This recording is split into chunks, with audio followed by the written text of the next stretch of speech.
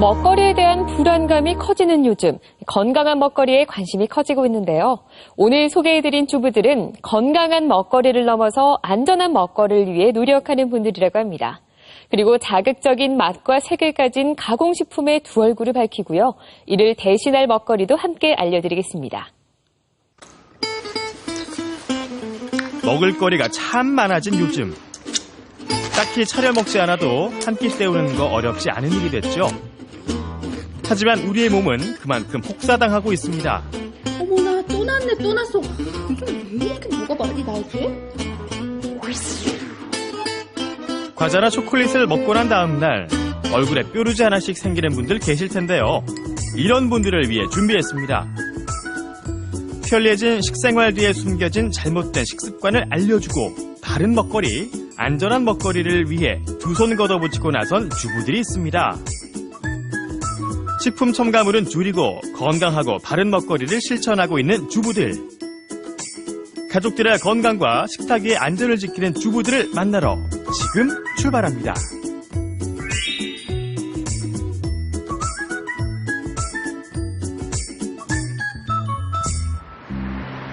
우리가 즐겨 먹었던 음식들의 숨겨진 두 얼굴을 만나기 위해 찾은 곳, 대구에 위치한 한 협동조합 사무실입니다. 먹을거리 하나 고르더라도 똑똑하게 고른다는 주부들이 모인 곳인데요. 안녕하세요. 안녕하세요. 아니, 선생님, 근데 이게 다 뭐예요? 네, 우리가 먹고 있는 음식에 어떤 것들이 들어가 있는지 오늘 실험을 통해서 알아보려고 합니다. 주변에서 쉽게 만날 수 있는 식품들, 과연 안전할까요?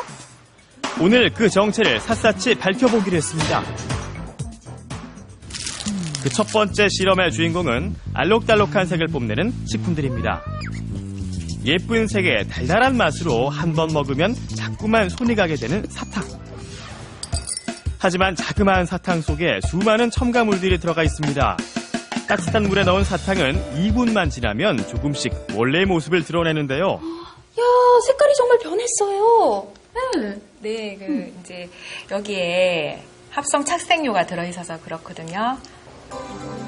합성 착색료 한 방울에 투명했던 물은 어느새 파랗게 물들어갑니다. 아이들의 시선을 사로잡는 다양한 색들이 이렇게 만들어지는 거였군요. 식품을 착색할 목적으로 식품에 이제 넣게 되는 것이고요. 석유에서 추출한 화학적 합성품입니다.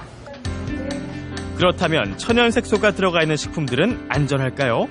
고운 분홍빛의 딸기맛 우유, 저도 참 좋아하는데요. 이렇게 고운 빛깔을 낼 수 있는 이유가 바로 코치닐 추출 색소 때문이라고 합니다. 사막에 사는 선인장에 붙어 사는 그 연지벌레를 말려가지고요. 거기서 코치닐 색소만 추출을 해내거든요.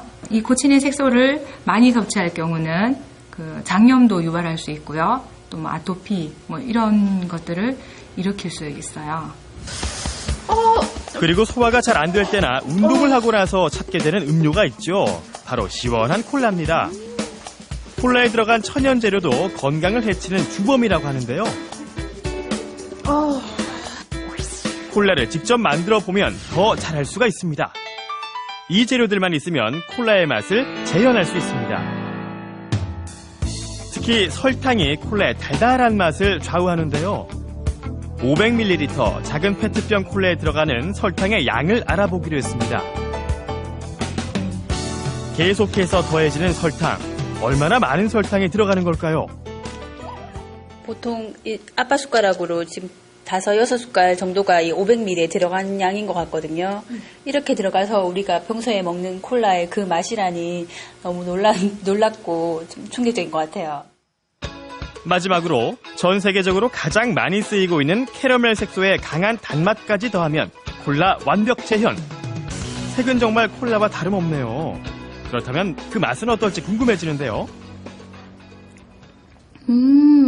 맛이나 향은 진짜 콜라 같은데요. 근데 그 탄산이 안 들어가서 그런지 김 빠진 콜라 맛이 나요. 근데 저는 무엇보다 이 설탕이 이렇게 많이 들어간 줄 몰랐어요. 네. 두 번째 실험은 달달한 당의 정체를 알아볼 차례. 흑설탕과 백설탕이 주인공입니다. 일단 시중에 파는 흑설탕과 백설탕의 맛부터 비교해 보는데요.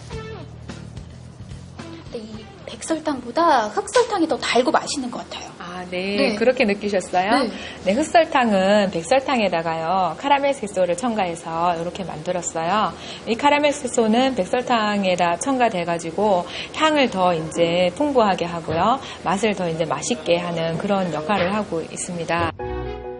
사탕수수를 정제한 백설탕에 캐러멜 색소를 더하면 흑설탕 맛을 낼 수가 있습니다. 한국의 흑설탕은요, 백설탕에다가 카라멜 색소를 첨가해서 만드는 것이잖아요. 근데 일본에서 우리가 몸에 좋다고 하는 흑당은 정제를 하지 않은 당 그 자체거든요. 조금 더 우리가 어떤 것이 좋은지 한번 고민해보고 올바른 선택을 해야 될 것 같습니다. 소비자의 올바른 지혜가 필요하겠죠. 세 번째 실험. 많은 사람들이 쉽게 찾는 육가공품. 야, 역시 반찬은 햄만한 게 없지. 응? 육가공 식품에는 극히 소량만 들어가 있지만 몸에 위험이 될 정도의 강력한 독성 물질을 가진 아질산 나트륨이 있습니다. 이를 사용할 수밖에 없는 이유가 있다고 하는데요. 미생물 번식을 억제하고 또 방부 효과도 있고요. 그리고 그 육류 성분과 결합해서 붉은색을 내게 하거든요. 그래서 식품 회사에서는 이제 쓸 수밖에 없는 그런 이런 이유들이 있어요. 그래서 주부들이 나섰습니다. 우리 아이의 건강을 위해 안전한 간식을 만들어 보기로 했는데요. 첫 번째 음식은 단호박 우유. 인공 색소도 천연 색소도 넣지 않고 식재료 본연의 색을 그대로 살린 우유입니다. 두 번째 간식은 물엿과 설탕 대신 천연 식재료인 조청과 꿀을 넣어 만든 강정입니다. 조청과 버무려진 튀밥을 틀에 넣고 형태를 만들어준 뒤 적당한 크기로 자르면 끝. 첨가물 없이 자연에서 얻어진 재료로 만든 간식은 군더더기 없이 깔끔한 맛이 매력적입니다. 앞으로는 조금 무심코 지나쳤던 그러니까 뒷면을 앞면보다는 더 뒷면을 더 꼼꼼하게 성분에 대해서 공부도 좀 더 해보고 더불어 또 저보다 아이와 더 같이 공부해 볼 수 있는 그런 계기가 될 것 같습니다, 오늘. 가급적이면 첨가물이 좀 안 들어있는 것으로 좀 심심한 맛이겠지만 익숙해지도록 노력해야 될 것 같습니다. 이어서 찾아간 곳은 대구 녹색소비자연대 사무실. 건강한 먹거리를 넘어 이제는 안전한 먹거리를 지향하는 사람들이 있는 GMO란 곳입니다. 어떤 것인지 한번 살펴볼게요. 유전자 조작식품으로요. 종과 다른 종의 결합입니다. 기존 생물체에 다른 종의 유전자를 넣어서 새로운 생물체를 만들어내는 겁니다. 건강식으로만 알고 있던 식품들 중에 오히려 건강을 위협하고 있는 것도 많다는데요. 우리에게 필요한 건강식품을 제대로 배우기 위해 모인 사람들입니다. 아니, 지금 수업이 한창인데요. 어떤 네. 수업 진행하고 계시는 거예요? 예, 그 농식품 스마트 소비 아카데미라고요. 우리 농산물을 알리고 우리 농산물의 우수성과 친환경 먹거리에 대해서도 알아보고 우리 농산물에 대해서 좋은 점, 그리고 바른 먹거리에 대해서 알아보는 그런 시간이 되겠습니다. 탄소 발자국이 얼마인지 가열하는 조리가 많았죠. 건강한 식습관은 환경 보호에도 도움이 된다고 합니다. 그리고 우리가 이제 식품을 선택할 때 어디서 왔는지, 어떻게 왔는지 한번 생각해 봐야 되고요. 우리 먹거리는 결국 식물이나 동물들이 자기 목숨을 내놓고 우리한테 주는 선물입니다. 그러다 보니 많은 것을 느끼고 가는데요. 음식 먹을 때는 그냥 뭐 밖에 사 먹거나 아니면 굳이 뭐 성분 표시를 보지 않고 먹었었는데 제가 먹는 게 어떤 과정을 거쳐서 온다라는 걸 알게 되니까 아무래도 모를 때도 있어서 좀 더 신경을 쓰게 되고 이제 와이프랑 같이 뭐 음식을 장을 본다거나 요리를 할 때도 그런 거에 대해 더 신경을 쓰게 되더라고요. 가정주부들도 이런 GMO 식품 이런 데 관심을 좀 많이 좀 가져주셨으면 그런 바람입니다. 강의에 이어 진행된 실습 시간. 오늘은 생쌈장을 만들어 볼 텐데요. 되직하게 됐죠. 한번 삶은 콩을 으깬 뒤 갖은 채소와 집간장으로 맛을 내면 끝. 요즘은 쌈장 만들어 먹는 집이 드문데요.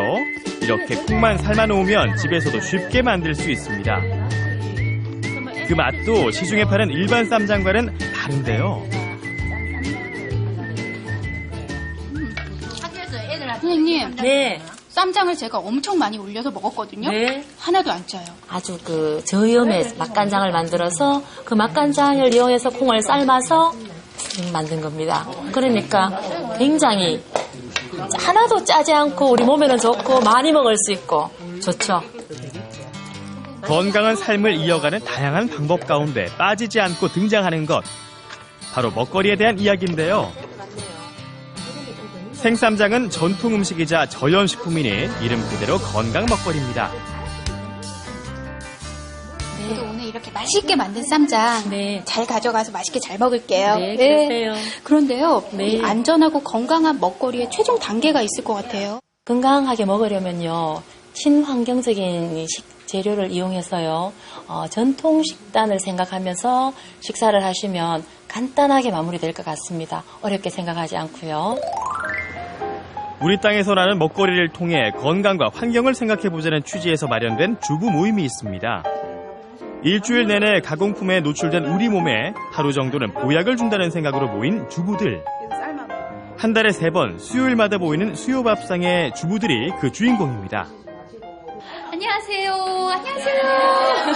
아니, 오늘 무슨 모임 있나 봐요. 우리가 밖에서 점심을 이렇게 먹다 보면 조미료라든지 인스턴트 이런 걸 많이 먹게 되니까 그런 거 안 하고 천년으로 해서 배우는 겸 한 끼 먹고 요걸 먹었는 걸 또 집에 가서 가족들한테 또 해주고 그런 모임입니다. 보기만 해도 신선한 식재료들. 올봄 처음 시작한 수요밥상은 우리 땅에서 나는 로컬 푸드를 사용하기 때문에 주부들 사이에서 인기가 높다고 합니다.